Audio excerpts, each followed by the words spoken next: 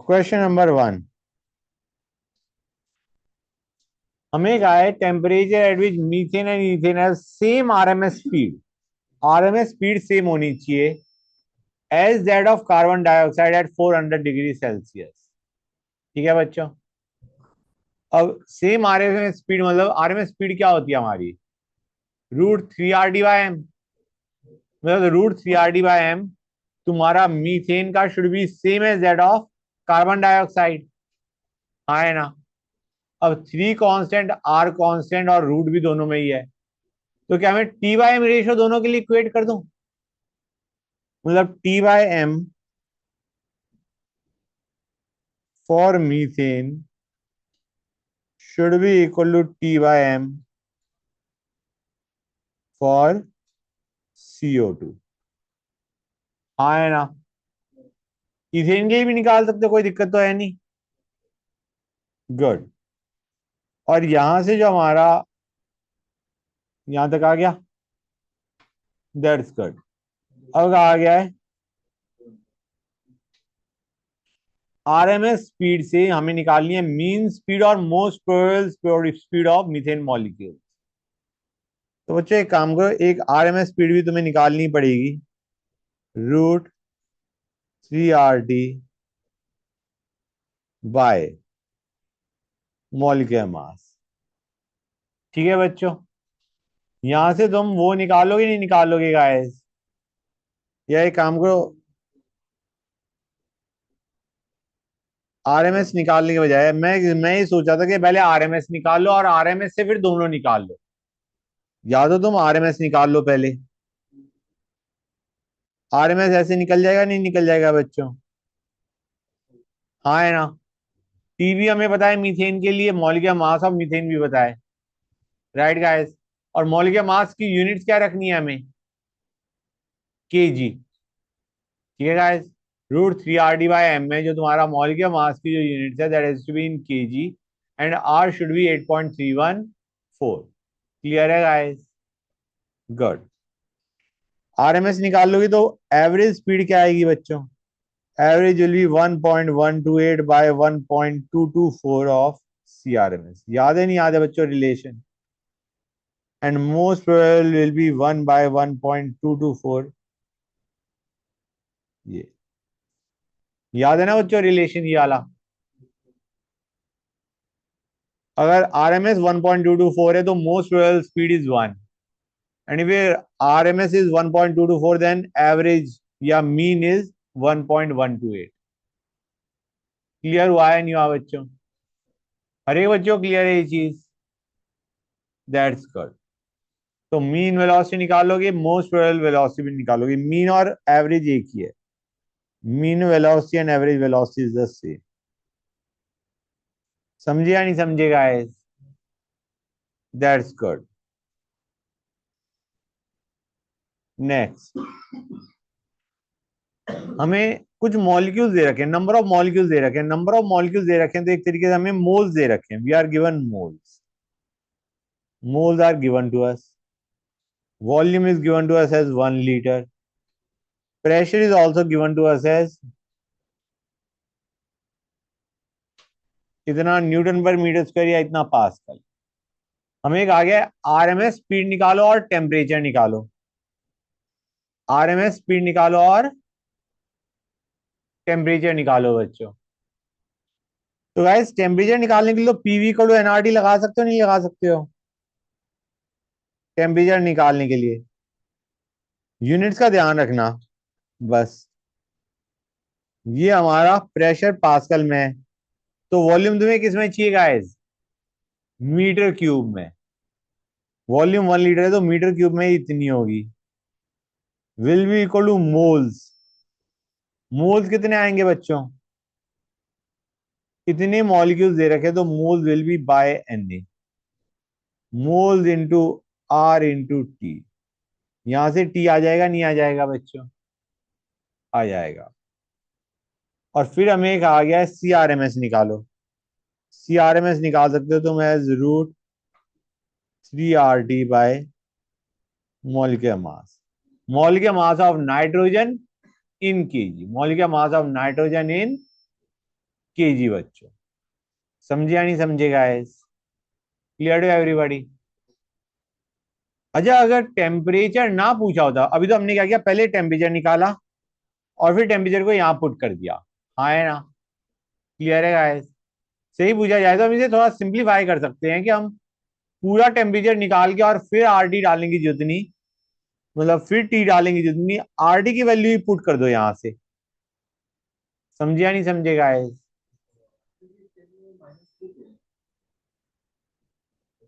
बेटा वॉल्यूम को लीटर के बजाय मीटर क्यूब में कन्वर्ट किया है ना, वॉल्यूम को लीटर के बजाय मीटर क्यूब में कन्वर्ट किया है। तो मैं ये कह रहा था, अभी मैंने पीवी को एनआरटी से टी निकाला और उस टी को मैंने नीचे पुट कर दिया √3 RT बाय मॉलिक्यूलर मास।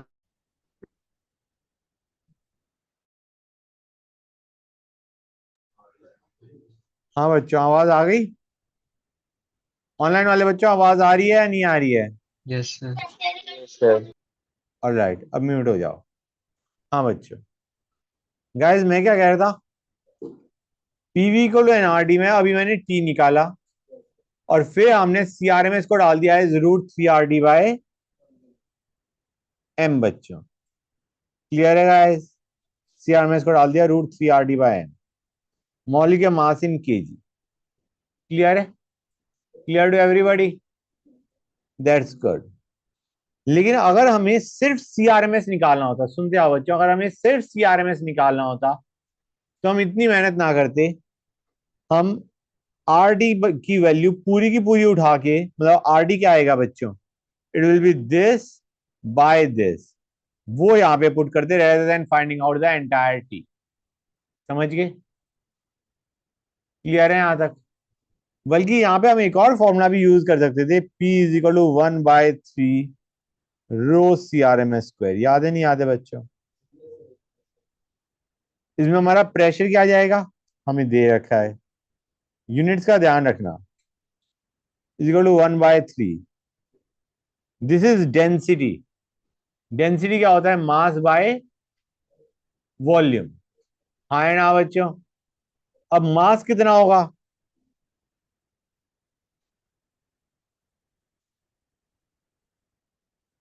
ये आ गया हमारा मोल्स, ये आ गए मोल्स बच्चों, ठीक है ना? Moles into molecular mass in KG, in KG will give us mass divided by volume in metre cube will give us the density in KG per metre cube. इसने हमें क्या दे दिया, density in KG per metre cube. समझ आ रहा है नहीं आ रहा है? Into CRMS²। यहां से जो स्पीड आ जाएगी वो मीटर पर सेकंड में आ जाएगी। समझे या नहीं समझे गाइस? तुम्हें याद होगा शायद मैंने लिखवाया भी था, density has to be taken in KG per metre cube. याद है guys? Clear to everybody?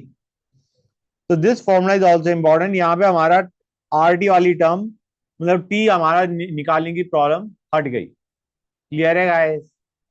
Good. Question number 3।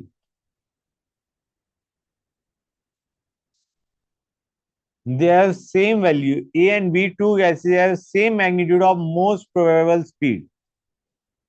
मतलब √2 RT/m दोनों का सेम है, मतलब एक तरीके T/m दोनों का सेम है।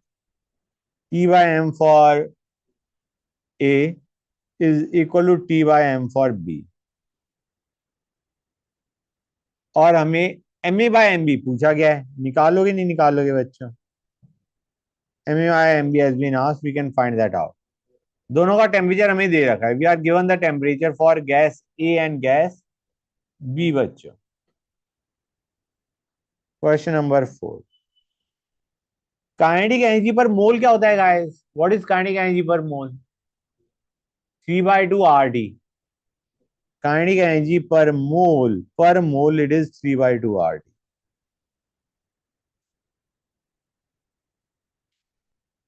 अब इसने कहा है कि what is the ratio of kinetic energy per mole for argon and helium at 2 different temperatures. भाई वो डिपेंड ही टेम्परेचर पे कर रहा होता है, it depends only on temperature guys. तो क्या मैं कह सकता हूं kinetic energy for argon to kinetic energy of helium will simply be temperature of argon by temperature of helium. हाँ है ना बच्चों? It is dependent only on temperature. पर मोल पूछा गया है ना गाइस. अगर n मोल होता तो it would have been n 3/2 nRT. याद है नहीं याद है बच्चों? तो in that case kinetic energy would be proportional to n into t. हाँ, kinetic energy would be proportional to n into t rather than just t. अगर हमें डिफरेंट मोल्स दे रखे होते गैस के, से आर्गन के कुछ और दे रखे, हीलियम के कुछ और मोल्स दे रखे हैं, तो हमारा एन और मल्टीप्लाई हो जाता. N of argon N of helium भी मल्टीप्लाई हो जाता. लेकिन अभी हमारे पास पर मोल दे रखा है, तो it is just dependent on temperature. Question number 5 में कोई दिक्कत नहीं आनी चाहिए. एन दे रखा है, वी दे रखा है, पी दे रखा है और टी पूछा गया है for a real gas. For a real gas, तो यहां पे तुम ये फॉर्मूला लगाओगे. वैल्यूज खराब है, आई एग्री, लेकिन सॉल्व ऐसे ही होगा.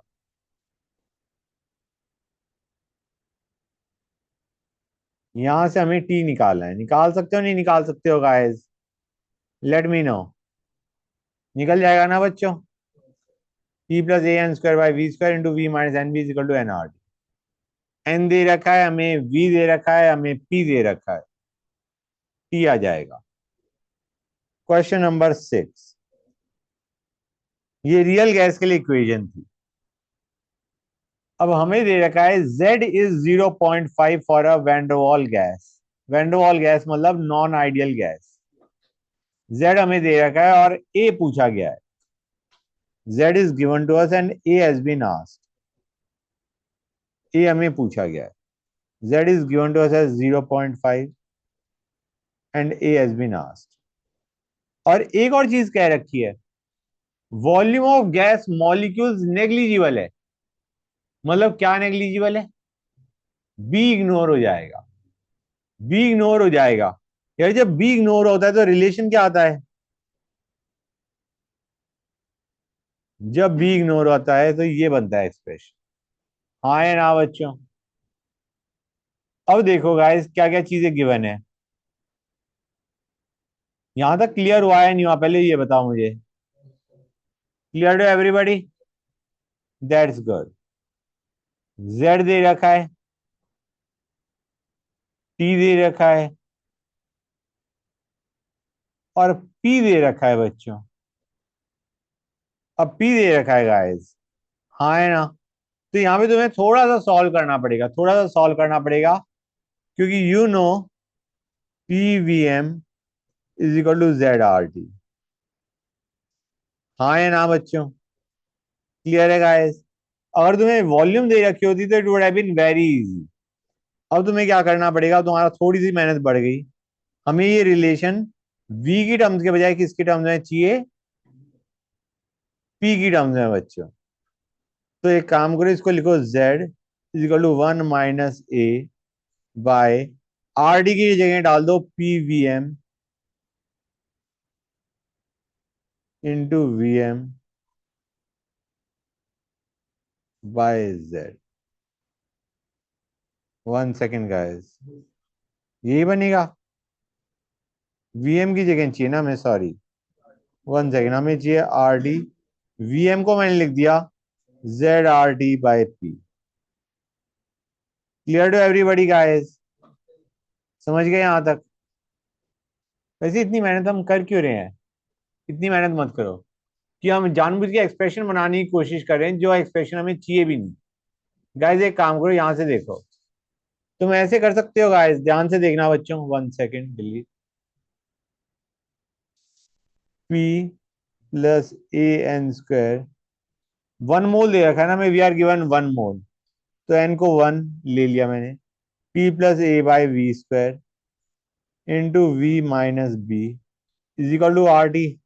हाँ है ना बच्चों? क्लियर है गाइस? क्लियर टू एवरीबॉडी और नॉट? यही थी वैन डर वाल इक्वेशन. और तुम्हें एक और चीज पता है, P V is equal to Z R T. N 1 है, N1। समझ में आया नहीं आया बच्चों? क्लियर हो गया ना गाइस ये चीज? तो अब इन दोनों को यूज करके तुम Z आसानी से निकाल सकते हो। निकाल लोगे नहीं निकाल लोगे? सॉरी, यहां से करके तुम क्या निकाल लोगे? ए निकाल लोगे। कैसे? क्योंकि ए पूछा गया ना, वी आर आस्क्ड ए। क्योंकि बी इग्नोर हो चुका है। बी इग्नोर हो चुका है, नहीं हो चुका है बच्चों? तो अब एक काम करो, यहां से एक काम करो, तुम ए निकाल लो। हो जाएगा नहीं हो जाएगा? मैं सॉल्व करके दूं एक्सप्रेशन? आइडिया इज यहां पे तुम्हें इसको सॉल्व करके ए निकालना है। You have to just calculate A.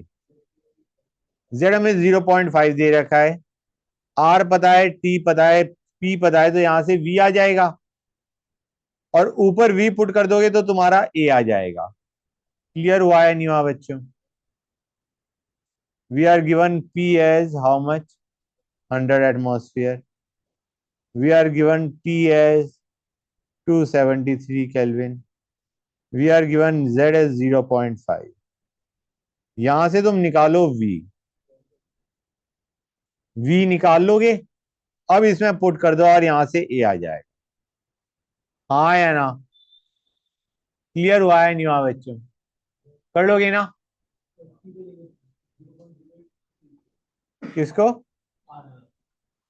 Are तुम एक काम करो, आर 0.0821 ले लो, लेकिन आर दोनों में सेम आ रहा है तो it will B insignificant.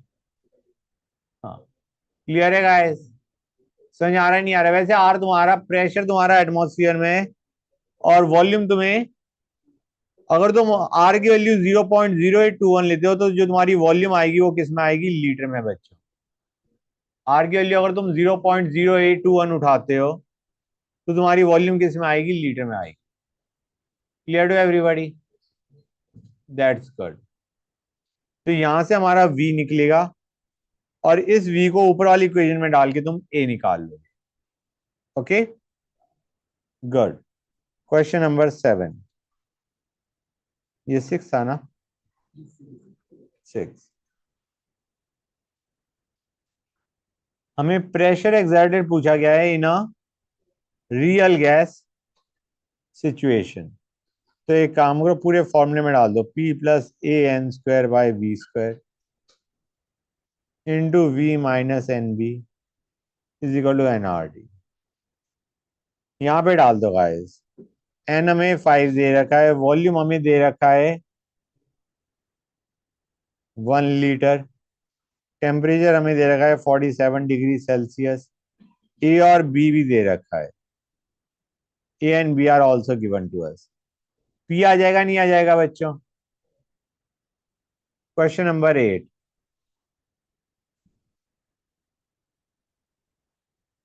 Guys हमें बी दे रखा है। Now B is 4 into N A into 4/3 pi r cube. याद है नहीं याद है बच्चों? Where are is the radius of molecule if the gas is existing in the form of molecules। याद है नहीं याद है बच्चों? B is 4 times the volume occupied by 1 mole of gas molecules। B is 4 times the volume of 1 mole of gas molecules।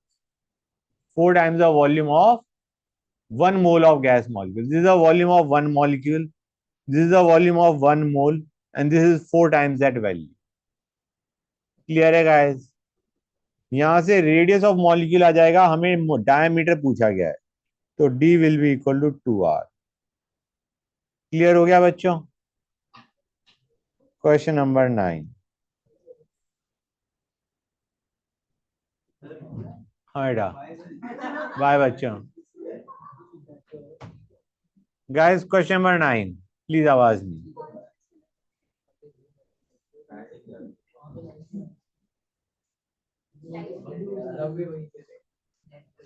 बच्चों इधर ध्यान दो, इधर हाइड्रोजन है और ड्यूटेरियम है, H2 है, D2 है बच्चों। दोनों का 1.12 लीटर है। 1.12 लीटर का मतलब हो गया 1.12 by 22.4 which is 0.05 mole. STP दे रखा है ना बच्चों, we are given this volume at STP, मतलब दोनों के हमारे पास हाइड्रोजन के और ड्यूटेरियम के दोनों के 0.05 मोल है। हाइड्रोजन के 0.05 मोल, ड्यूटेरियम के 0.05 मोल बच्चों। Okay guys, in the container. अब हमें कहा गया है, ये एसटीपी भी दे रखा था इसलिए हमने उसके मोल्स निकाल लिए यूजिंग वॉल्यूम बाय 22.4। दूसरा बल्ब खाली था लेकिन हमने इसे खोल दिया। अब दोनों गैसेस इधर से इधर मूव करेंगी, दोनों गैसेस इधर से इधर मूव करेंगी। हमें कहा गया है after opening for a certain time, पहले बल्ब में जो मोल्स ऑफ हाइड्रोजन बचे, hydrogen left in the first bulb after opening the container, after opening the stopcock, जो तुम्हारा हाइड्रोजन गैस लेफ्ट हुई इन द फर्स्ट वेसल, वो कितना दे रखा है? 0.05 gram is given to us. मतलब मोल्स कितने होंगे? इतने मोल लेफ्ट है, इतने मोल लेफ्ट है in this bulb after opening the container guys. बेटा ग्राम से हमने मोल्स निकाले हैं, ग्राम जो है मॉलिक्यूलर मास किया है। मतलब पहले इतने मोल थे, अब इतने मोल है हाइड्रोजन के इन the first container, in the first container guys. Clear है यहां तक? गुड। अच्छा एक और चीज बच्चों, हमने खुला ही नहीं रखा, खोला थोड़ी देर के लिए फिर बंद कर दिया, खोला थोड़ी देर के लिए और फिर बंद कर दिया। उसमें हाइड्रोजन में डिक्रीज कितने का आया? डिक्रीज कितने का आया? 0.05 माइनस 0.05/2। इनिशियली 0.05 था, इतना बचाए तो बेसिकली लेफ्ट टू राइट तुम्हारा कितना चला गया? 0.05 माइनस 0.05/2। क्लियर है गाइस?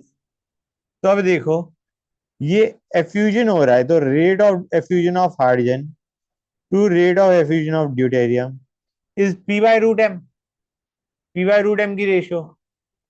हाँ है ना? अब दोनों की वॉल्यूम हमने सेम ली थी, मतलब दोनों का प्रेशर भी सेम रहा होगा लेफ्ट साइड में, तो it will simply be root of molecular mass of D2 by molecular mass of H2। P की तो टर्म ही नहीं आएगी, p/√m होता है ना, p/√m की रेशियो लेंगे हम दोनों के, पी दोनों का सेम मान लिया मैंने। हाँ ठीक है ना गाइस? अब रेट ऑफ डिफ्यूजन को या एफ्यूजन को हम क्या लिख सकते हैं? Moles effused by time taken. Hydrogen के कितने मोल्स एफ्यूज करके?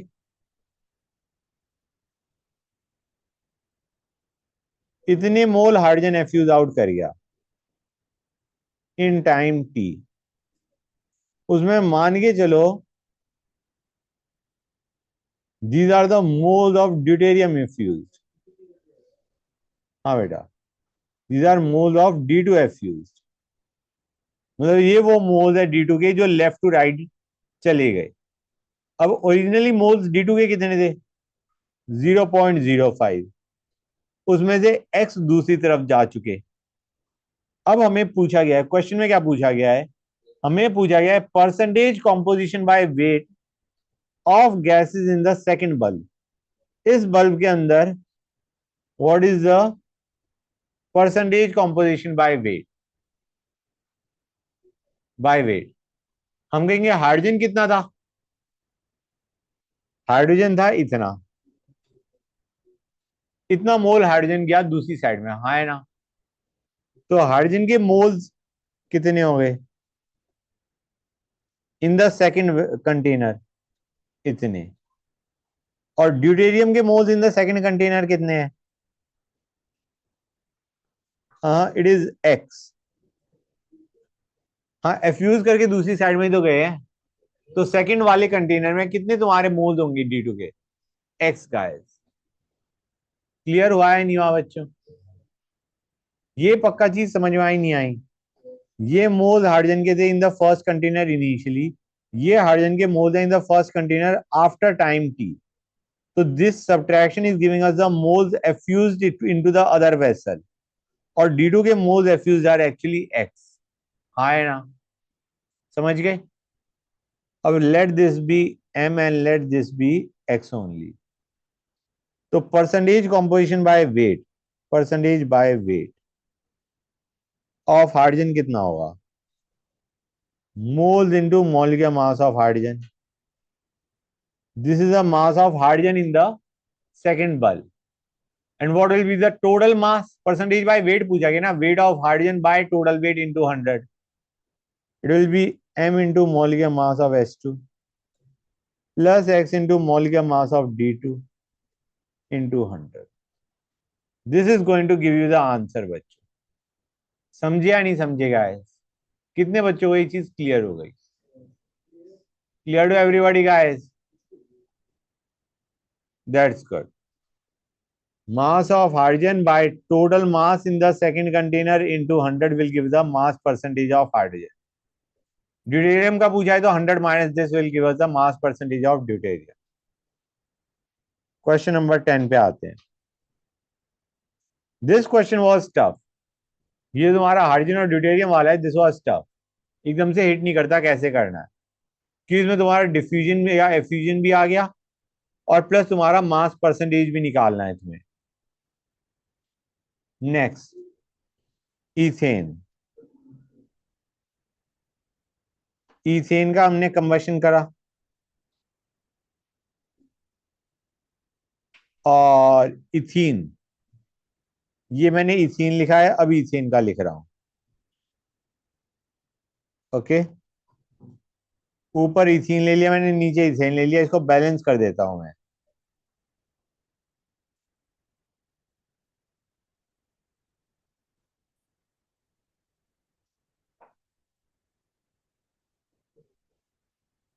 ओके गाइस,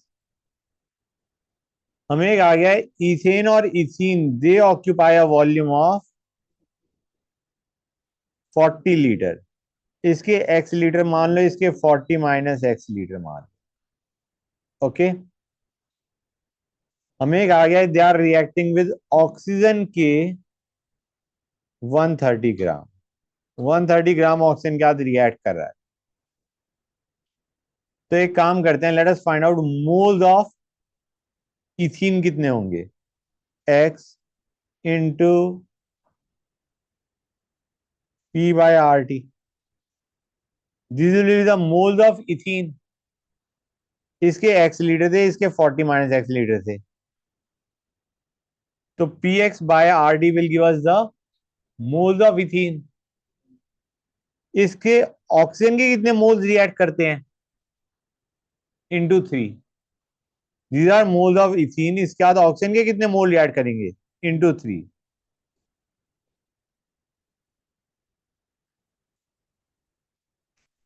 अब आते हैं नेक्स्ट. दूसरे के मोल्स कितने थे? इथेन के मोल्स कितने थे? और वो ऑक्सीजन के कितने मोल्स के साथ रिएक्ट करेगा? Now these are the total moles of oxygen reacted. It will be 130 by molecular mass of O2. समझे या नहीं समझे गाइस? क्लियर हुआ है नहीं? अच्छा, good. Next question.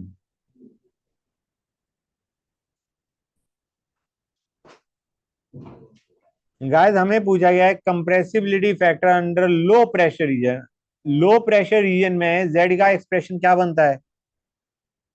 1 minus A by R T V M. The expression that you get is 1 minus A by R T V M. A दे रखा है, टी दे रखा है, वी दे रखा है. निकाल लोगे नहीं निकाल लोगे बच्चों? अब हमें कहा गया है जेड निकालो at high pressure region. It is 1 plus P V by R T. लेकिन तुम रियलाइज करोगे तुम्हें पी तो दिया ही नहीं हुआ क्वेश्चन में. You are not given P. तो एक काम करो, यूज द अदर फॉर्मूला. दूसरा फॉर्मूला क्या था जेड का?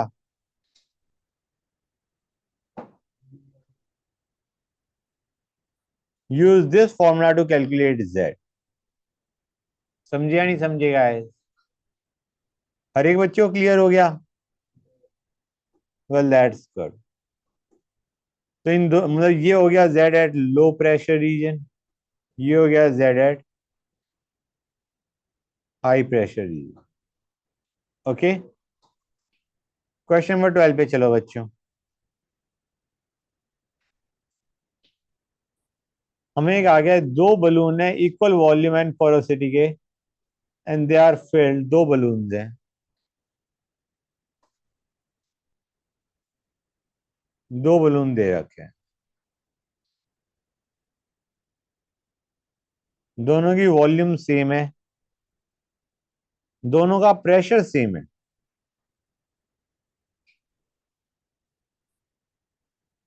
एक को फिल किया 14 केजी N2 के साथ, 14 केजी N2 का मतलब है 14,000 बाय 28, इतने मोल N2 के साथ फिल करा।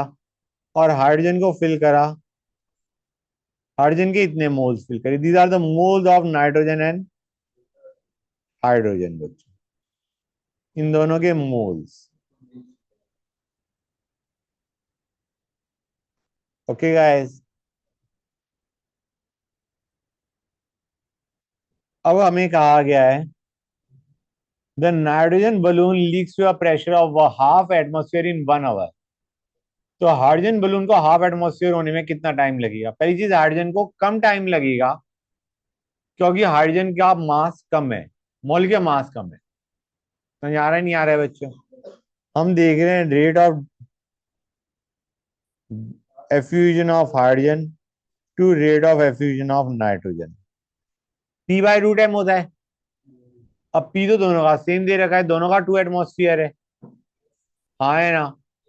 तुम यहां से भी देख सकते हो दोनों के मोल्स सेम है बच्चों, प्रेशर भी सेम होगा, वॉल्यूम भी सेम है। तो वॉल्यूम हमें दे रखा था, सेम था दोनों बलून्स का, वॉल्यूम सेम, मोल सेम, तो प्रेशर भी सेम, हाँ है ना? वैसे भी हमें प्रेशर दे रखा है 2 एटमोस्फियर। तो idea is it will simply be root of molecular mass of N2 by molecular mass of H2। Now this can be written as drop in pressure by time taken. Hydrogen का drop in pressure कितना है? दोनों का ही drop in pressure 2 से half पे जा रहे हैं, तो ड्रॉप इन प्रेशर कितना हो गया? इतना। हाइड्रोजन के लिए पूछा गया है कितना टाइम लगेगा, और नाइट्रोजन के लिए for same drop in pressure time दे रखा है। कितना टाइम दे रखा है बच्चों? We are given as 1 hour. तो यहां से जो टाइम आएगा वो आवर में ही आएगा, यहां से जो टाइम आएगा वो आवर में ही आएगा बच्चों। निकालोगे नहीं निकालोगे गाइस? गुड।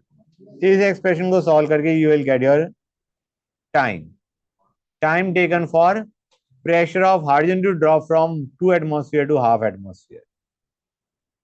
क्वेश्चन नंबर 13 बच्चों, डेंसिटी हमें दे रखा है 0.518 ग्राम पर decimetre cube. Decimetre cube is same as litre. Temperature 25 degree Celsius दे रखा है, प्रेशर 720 टॉर दे रखा है। P M naught equal to D R D से मॉलिक्यूलर मास निकाल लोगे नहीं निकाल लोगे बच्चों? मॉलिक्यूलर मास ऑफ गैस, ये जो मॉलिक्यूलर मास निकलेगा ये गैसियस मिक्सचर का निकलेगा, mixture of helium and O2।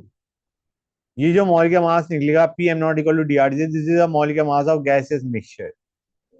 Now M naught can be written as x into molecular mass of He plus 1 minus x into molecular mass of O2। समझे या नहीं समझे guys? Clear to everybody? That's good. लेकिन mass percent पूछा गया है, we are asked mass percent, we are not asked mole percent. अगर mole percent होता हो तो x by 1 into 100 would be the mole percent of helium. अगर mole percent पूछा गया होता तो that would be x by 1 into 100 for helium. Mass percent पूछा गया है तो मास ऑफ हीलियम कितना होगा? इतना, by total mass. Total mass is actually this, इसकी जगह हम सीधा यही लिख दें, that would be convenient. Mass of helium by total mass, जिसको हम एम नॉट लिख सकते हैं, into 100। This will give us the mass percent of helium. ऊपर मोल परसेंट ऑफ हीलियम था, this is mass percent of helium. Clear हुआ है नहीं हुआ बच्चों? हाँ बेटा. हाँ. मास परसेंट वुड बी जो मैंने लिखा है, moles into molecular mass gives mass. So mass of helium by total mass into 100. Clear to everybody or not? That's good. किसी बच्चों को कोई डाउट इस क्वेश्चन में, इन क्वेश्चंस में? किसी को भी कोई डाउट हो तो बताओ. That's good.